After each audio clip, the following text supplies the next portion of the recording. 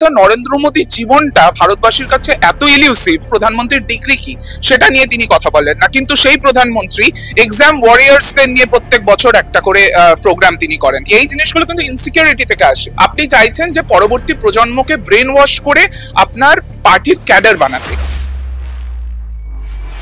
এবার স্কুলে স্কুলে চলবে প্রধানমন্ত্রী নরেন্দ্র মোদীর ছেলেবেলার কাহিনী নিয়ে নির্মিত সিনেমা, যে সিনেমার নাম চলো জিতে হে। এবং আরো একটি যে সম্প্রতি নির্দেশ রেখা গুপ্তা তিনি দিয়েছেন, তিনি বলেছেন যে প্রত্যেকটি পুজোর মণ্ডপে দুর্গা মায়ের পায়ের নিচে নরেন্দ্র মোদীর ছবি রাখতে হবে। কি বলবো? দেখুন, এর থেকে নির্লজ্জতা আর কিছু হতে পারে? নরেন্দ্র মোদীর জন্মদিন ছিল 17ই সেপ্টেম্বর। আমরা সবাই দেশের প্রধানমন্ত্রীকে তার জন্মদিনের শুভেচ্ছা জানিয়েছি, কিন্তু তিনি এতটাই ইনসিকিউর, এতটাই মেগালোম্যানিয়াক যে তিনি এডুকেশন ডিপার্টমেন্টের থেকে, এডুকেশন মিনিস্ট্রির দ্বারা কেন্দ্রীয় বিদ্যালয়, সিবিএসসি এবং যত আরো যে স্কুলগুলো আছে কেন্দ্র সরকারের, সেই স্কুলে কলেজে বলেছেন যে তার জীবনীর ওপরে একটা সিনেমা চালাতে হবে। প্রথম কথা, নরেন্দ্র মোদীর জীবনটা ভারতবাসীর কাছে এত ইলিউসিভ, তিনি কোন স্কুলে পড়েছেন, কোন কলেজে পড়েছেন, কোন ইউনিভার্সিটিতে পড়েছেন, তার ব্যাপারে আমরা কিছু জানতে পারবো না। সবকিছু ক্লাসিফাইড ইনফরমেশন। আমরা দেখেছি বারবার যখনই কেউ আরটিআই ফাইল করতে চেয়েছে যে প্রধানমন্ত্রীর ডিগ্রি কি সেটা নিয়ে তিনি কথা বলেন না, কিন্তু সেই প্রধানমন্ত্রী এক্সাম ওয়ারিয়ার্সদের নিয়ে প্রত্যেক বছর একটা করে প্রোগ্রাম তিনি করেন। এখন মানে আপনি বুঝতে পারছেন, স্কুল কলেজটা হচ্ছে ছেলে মেয়েদের শিক্ষার জায়গা। সেখানে নিশ্চয়ই তারা জানবে, এটা একটা জেনারেল নলেজ যে আমাদের প্রধানমন্ত্রীর নাম নরেন্দ্র মোদী, তার এই দিনের জন্মদিন, তাকে ছেলেমেয়েরা শুভেচ্ছা জানাবে, এত অবধি ঠিক আছে। বলা হচ্ছে যে 2 অক্টোবর পর্যন্ত এই তার জীবনীর ওপরে এই চলো জিতে হ্যাঁ বলে কি সিনেমা আছে ভগবান জানে, সেই সিনেমা নাকি দেখাতে হবে। এই এত এত কিসের মানে ওনার এই মেগালোম্যানিয়া, কিসের ইনসিকিউরিটি? এই জিনিসগুলো কিন্তু ইনসিকিউরিটি থেকে আসে।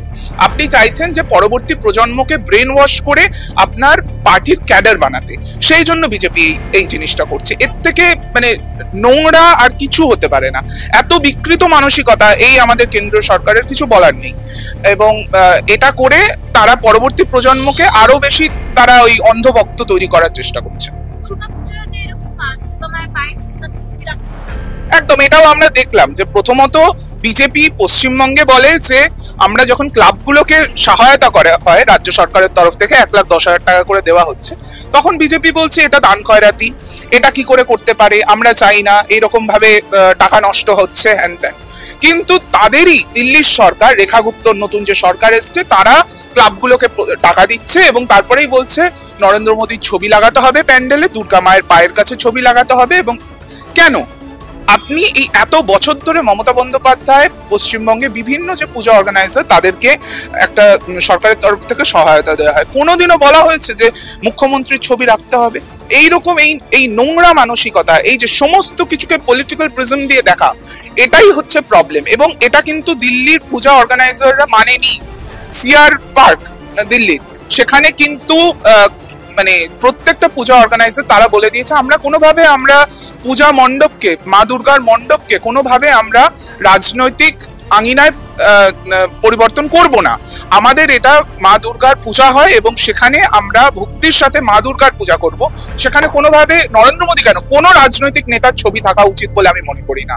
হ্যাঁ, বাইরে কোথাও থাকলো অ্যাজ প্রাইম মিনিস্টার কোনো একটা পোস্টারে তার ছবি থাকলো, সেটা নিয়ে বক্তব্য নয়, কিন্তু কি করে একটা নির্বাচিত সরকার তারা এই ধরনের একটা নিদান দিতে পারে?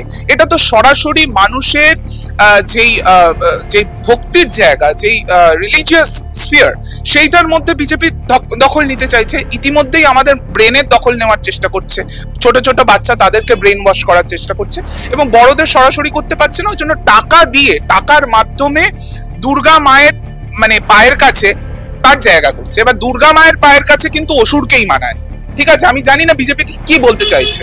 দুর্গা মায়ের পায়ের কাছে আমরা মহিষাসুরকে দেখেছি, সেই জায়গায় যদি তারা মনে করেন যে আজকে নরেন্দ্র মোদীকে তারা বসাতে চান, তারা বসাতে পারেন, কিন্তু আমরা এই জিনিস কোনোভাবে হতে দেব না।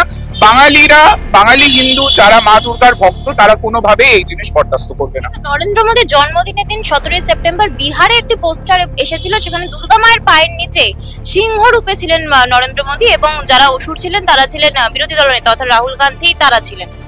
কি বলবো, এই করে করে মানুষের রিলিজিয়াস ভাবাবেগে এরা আঘাত করছে।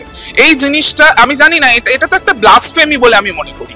ঠিক আছে, এটা আমি দেখিনি পোস্টারটা, আপনি যেটা বলছেন যে বিবরণ আপনি আমাকে দিলেন, এটা একটা ব্লাসফেমি। এই জিনিস তারা কোনোভাবে করতে পারেন না, এবং এর জন্য আইনানুগ ব্যবস্থা নেওয়া যেতে পারে। তো কোনো রকম ভাবেই আমরা আমাদের ভক্তির জায়গায়, আমাদের শ্রদ্ধার জায়গায়, আমাদের রিলিজিয়াস ফিয়ারে কোনো মতে বিজেপির এই দখলদারি, সেই জিনিসটা আমরা কোনোভাবে মেনে নেব না। এর আগেও আমরা দেখেছি কখনো তাকে রবীন্দ্রনাথের সাথে তুলনা করতে, কখনো স্বামী বিবেকানন্দের সাথে তুলনা করতে, কখনো নেতাজির সাথে তুলনা করতে।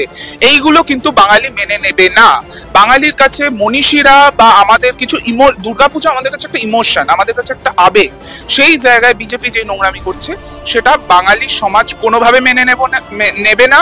এবং দিল্লিতেও তো ভোট চুরি করে তো তারা জিতেছে, পরের বার এর যা অভিশাপ তারা মানুষের দ্বারা সেটা তারা ভোটের বাক্সে পেয়ে যাবে।